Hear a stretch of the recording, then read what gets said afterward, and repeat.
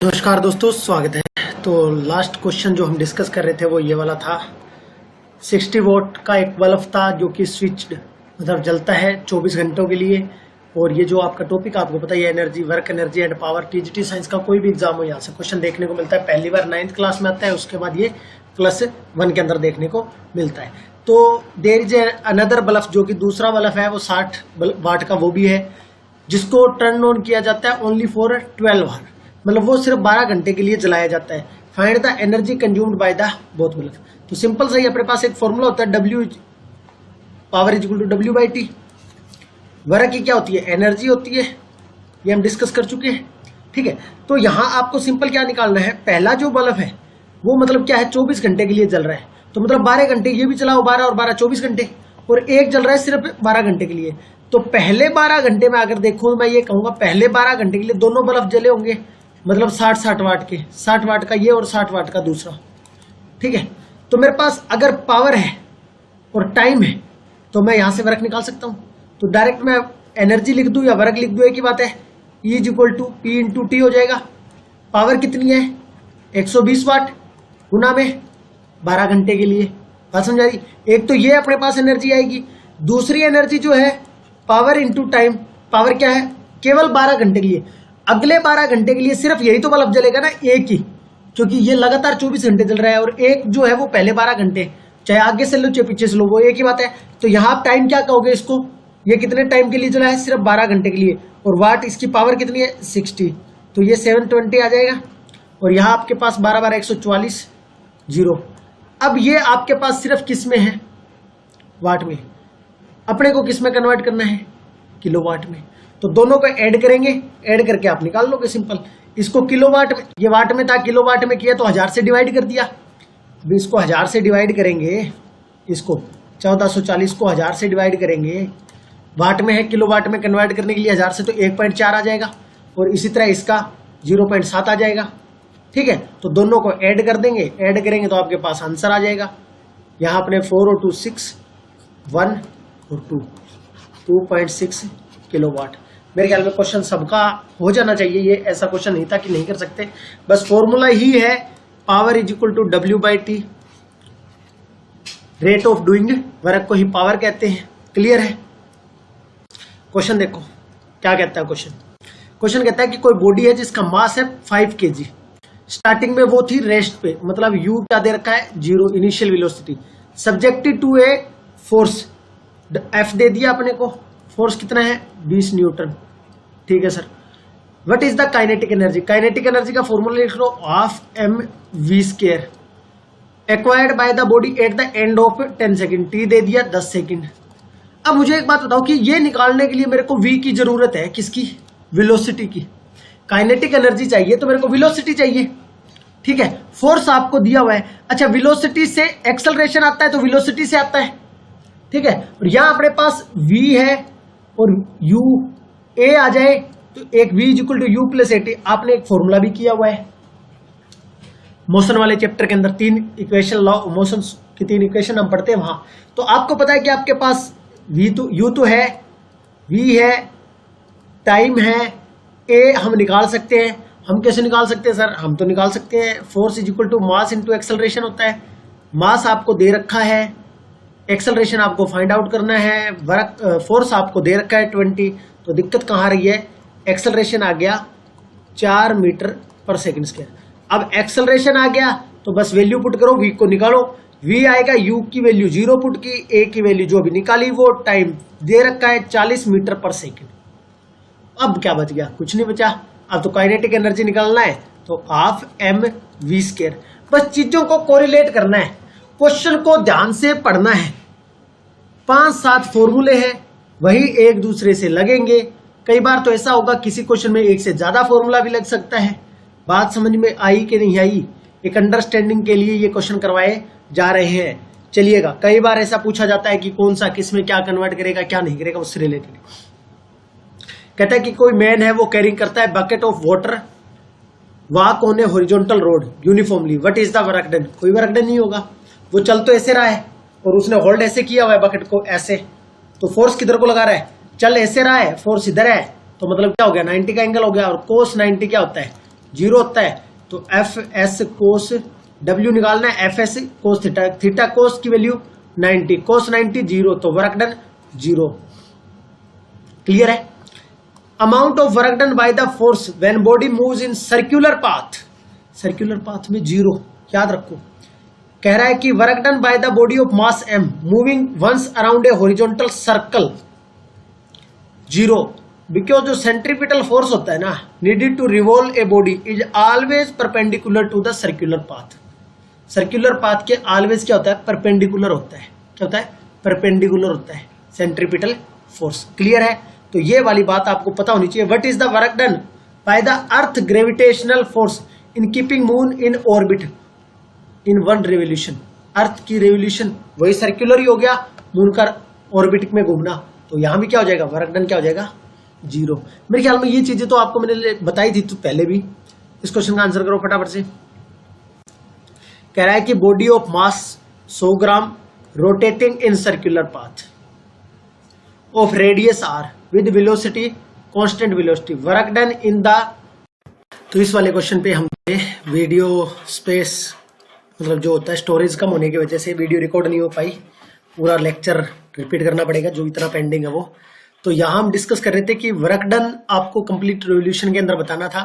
तो सर हम तो इसको सोल्व नहीं करने वाले क्योंकि हमने देख लिया सर्कुलर पाथ और हम लगाएंगे जीरो। मैंने कहा ठीक है, लगाओगे तो कामयाब हो जाओगे। आगे बढ़ जाते हैं। अगला क्वेश्चन है work done by the simple pendulum in one complete oscillation. अब पेंडुलम के बारे में मैंने आपको पहले भी डिस्कस किया हुआ है कि ये फिक्स्ड पॉइंट है, पेंडुलम यहाँ जाएगा, यहाँ से वापस इधर ऐसे मतलब ऐसे टू एंड फ्रो मोशन करेगा। अब तुम्हें पता है कि W क्या होता है? F S, force into displacement. अगर डिस्प्लेसमेंट मैंने कहा कि यार एक ये घर है और एक ये घर है, ये चुन्नू का घर है और ये मुन्नू का घर है, और इनके बीच की दूरी है 5 किलोमीटर। चुन्नू से मुन्नू के घर की दूरी कितनी है? 5 किलोमीटर। मैंने कहा चुन्नू अपने घर से चला, मुन्नू के घर पहुंचा और मुन्नू के घर से वापस अपने घर आ गया। मैंने कहा डिस्प्लेसमेंट कितना है? तो आप सभी बोले सर जीरो। मैंने कहा डिस्टेंस कितना है? आप बोले सर अगर डिस्टेंस पूछोगे तो हम 10 किलोमीटर बोल देंगे, 5 किलोमीटर गया 5 किलोमीटर आया। मैंने कहा ऐसा क्यों? डिस्प्लेसमेंट जीरो क्यों बोल रहे हो? तुम बोले सर इनिशियल पॉइंट और फाइनल पॉइंट के बीच की डिस्टेंस। मैंने कहा वो तो चुन्नू के घर से चला था, चुन्नू के घर पर पहुंच गया, तो घर के बीच में चुन्नू के घर से दूरी तो जीरो ही होगी, तो एस जीरो हो जाएगा। डिस्प्लेसमेंट क्या हो जाएगा? जीरो। अगर डिस्प्लेसमेंट एस जीरो तो डब्ल्यू जीरो, डब्ल्यू जीरो तो हमारा आंसर ही हो जाएगा। आगे बढ़े नेक्स्ट। कहता है कि kinetic if new velocity of a body is twice than previous velocity kinetic energy. Kinetic energy का फॉर्मूला है हाफ एम वी स्क्वायर। पहली वेलोसिटी वी है, प्रीवियस या मैं ये बोल दूं प्रीवियस वेलोसिटी जो है वो कितनी है? वी है। न्यू वेलोसिटी क्या होगी? 2 टाइम्स है, तो मतलब 2v है। तो मैं काइनेटिक एनर्जी न्यू निकाल लेता हूं। New kinetic energy half M velocity की जगह 2v का स्क्वायर, 1/2 m 4v का स्क्वायर, 4 आगे लिख के आता हूं तो 1/2 हाफ m v स्क्वायर। ये आपकी प्रीवियस वेलोसिटी थी काइनेटिक एनर्जी, और अब जो काइनेटिक एनर्जी है उसमें 4 का फैक्टर मल्टीप्लाई हो रहा है, तो सिंपल क्या हो जाएगा आंसर? 4 टाइम्स हो जाएगा। भाई सिंपल सा काइनेटिक एनर्जी क्या है? डायरेक्टली प्रोपोर्शनल टू है वी स्क्वायर। अगर वेलोसिटी 2 टाइम्स कर रहे हैं तो 2 का स्क्वायर 4 हो जाएगा। ठीक है, आगे बढ़े। कह रहा है कि कोई बॉडी जो बॉय है वो कैरी कर रहा है a box on his head, is walking on a level road, one place to another place on a straight road, is doing no work. अब बच्चा काम तो कर रहा है, मतलब अपने सिर के ऊपर कुछ उठाकर वो चल रहा है, वजन उठा के चल रहा है।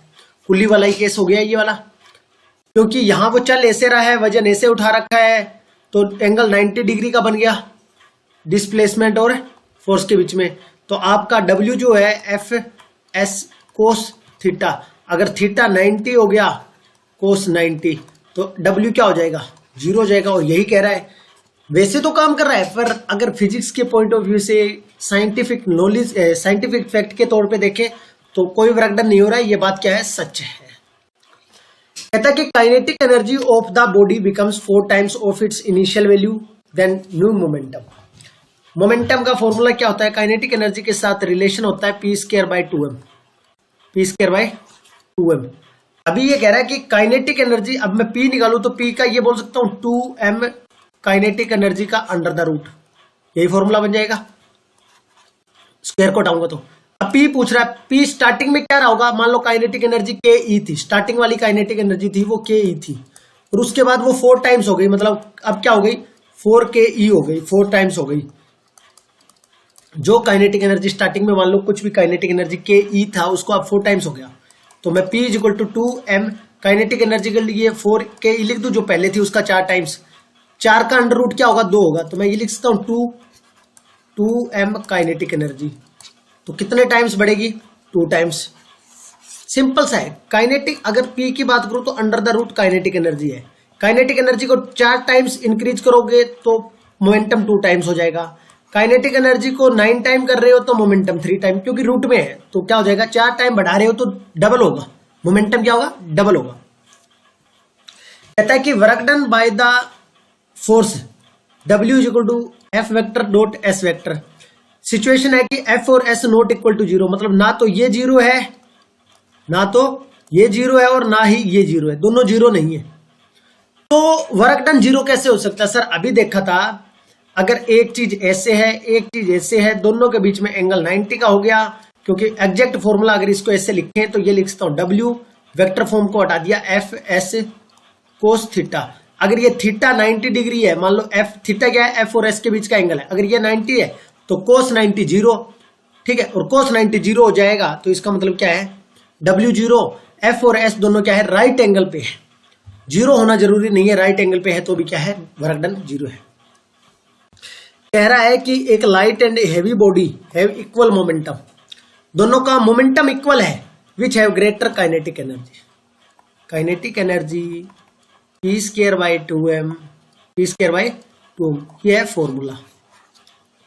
मोमेंटम क्या है दोनों का इक्वल है, मोमेंटम क्या है इक्वल है, तो काइनेटिक एनर्जी को कौन चेंज करेगा, आप कहोगे सर मास चेंज करेगा, क्योंकि 2 तो कांस्टेंट है, तो जो चेंज करने वाला फैक्टर है उसी पे डिपेंड करेगी मास पे, तो kinetic energy inversely proportional to mass है, और अगर मास ज्यादा होगा तो काइनेटिक एनर्जी क्या होगी कम होगी, अगर मास बढ़ेगा तो काइनेटिक एनर्जी कम होगी, तो इसका मतलब क्या है जिसका मास कम होगा उसकी काइनेटिक एनर्जी, ऐसे लिख सकता हूं मास जिसका कम उसकी काइनेटिक एनर्जी ज्यादा, तो आंसर क्या हो जाएगा जो बॉडी लाइट है जिसका वेट जिसका मास कम है the light body have more kinetic energy. क्या यहां तक की बात समझ में आई।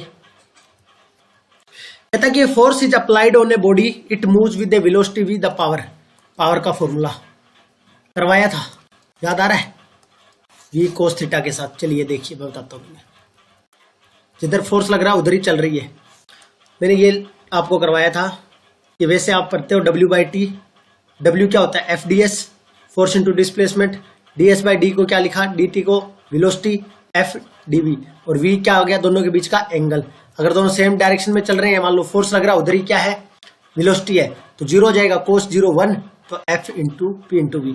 दूसरा देखो इसकी जो ग्रेविटेशनल यूनिट दी हुई थी वो क्या दी हुई है kilogram, gravitational unit of power का है ये किलोग्राम मीटर पर सेकंड, ठीक है। अभी हम देखेंगे ग्रेविटेशनल है और अभी जो रियल में है वो क्या है, ऐसा भी क्वेश्चन मैंने डाला हुआ है, तो ये वाला क्वेश्चन आई थिंक आपको समझ में आ गया होगा, ये वाला इसका क्या हो जाएगा F इंटू V, समझ में आ रहा है। द यूनिट पावर ऑफ या unit of power in SI what is equivalent, तो पावर क्या होता है W बाई टी होता है, फर्क बाय टी, और W क्या होता है force displacement, force into displacement, force क्या होता है किलोग्राम मीटर पर सेकंड स्क्वायर, फोर्स को ये लिखते हैं, ये मैंने आपको जो MLT वाले करवाए थे ना फंडामेंटल वहां करवा रखा है चैप्टर में, तो किलोग्राम मीटर पर सेकंड स्क्वायर, और ये जो डिस्प्लेसमेंट है ये P निकाल रहे हैं, तो ये डिस्प्लेसमेंट है इसके लिए ये मीटर आ गया, ये टाइम T है T के लिए ये आ गया, इसको मैं क्या लिखूंगा किलोग्राम मीटर और मीटर मिलकर क्या हो गया मीटर स्क्वायर, और ये ऊपर जाएगा तो S-3 इसके इक्विवेलेंट आएगा, क्लियर है। अभी जो हम पीछे करके आ रहे थे वो क्या था किलोग्राम मीटर और सेकंड इनवर्स, यही था ना। अगर मैं इसको मीटर पर सेकंड स्क्वायर से डिवाइड कर दूं, जो अपने पास ये यूनिट आई इसको मीटर पर सेकंड स्क्वायर से, क्योंकि आपको पता है ग्रेविटी की वैल्यू क्या है 9.8 मीटर पर सेकंड स्क्वायर, अगर मैं इससे डिवाइड करूं तभी तो वो आ सकती है ना किलोग्राम मीटर से 1 मीटर कट जाएगा, मीटर सेकंड इनवर्स नीचे, ऊपर सेकंड माइनस क्यूब 3 है, ऊपर जाएगा प्लस का 2, तो क्या बचेगा सेकंड इनवर्स।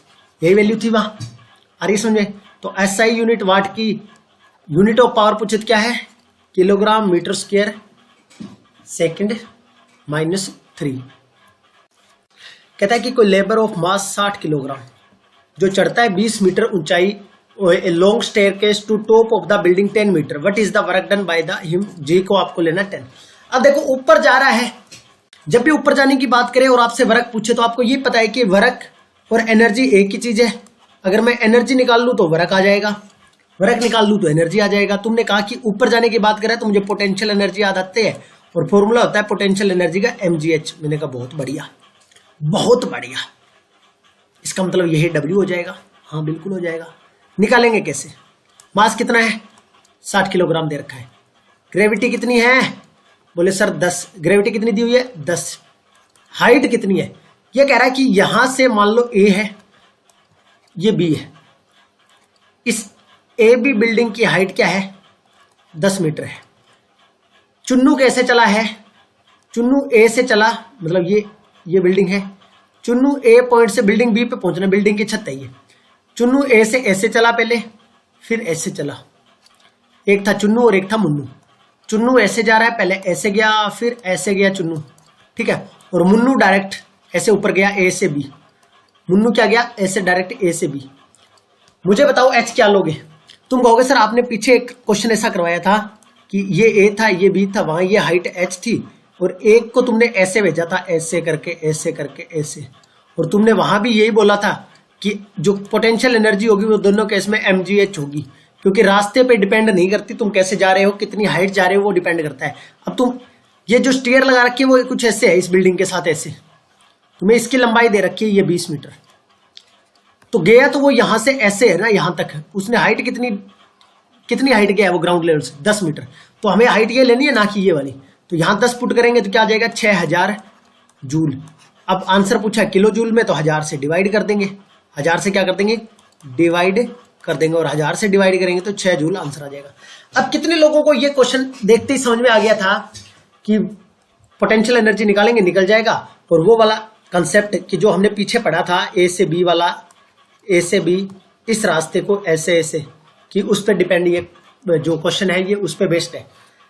आई थिंक आपको ये क्वेश्चंस कोई भी ऐसा नहीं होगा, चाहे बायो का हो चाहे केमिस्ट्री का हो, कि उसको ये क्वेश्चन समझ ना आए हों। अगर आपने पीछे के लेक्चर बड़े शिद्दत से देखे हैं तो मेरे ख्याल में आपको एक कॉन्फिडेंस जरूर आ रहा होगा, चाहे आप किसी भी बैकग्राउंड से हैं। और ऐसा हो नहीं सकता कि समझ ना आ रहा हो कंटेंट, चाहे वो फिजिक्स का हो चाहे बायो का हो चाहे केमिस्ट्री का हो, ठीक है। पूरा वेल फ्रेम्ड आपको कंटेंट दिया जा रहा है, हर एक चीज एक पॉइंट डिस्कस किया जा रहा है, ताकि कैसे भी एग्जाम में अगर क्वेश्चन बने तो आप उसको इजिली टैकल कर सको। आपने पढ़ रखा होगा तो देखो वहां आपको अप्लाई तो करना पड़ेगा, पर उसके लिए पढ़ा होना जरूरी है, ठीक है। धन्यवाद आप सभी का, मिलेंगे अगले लेक्चर।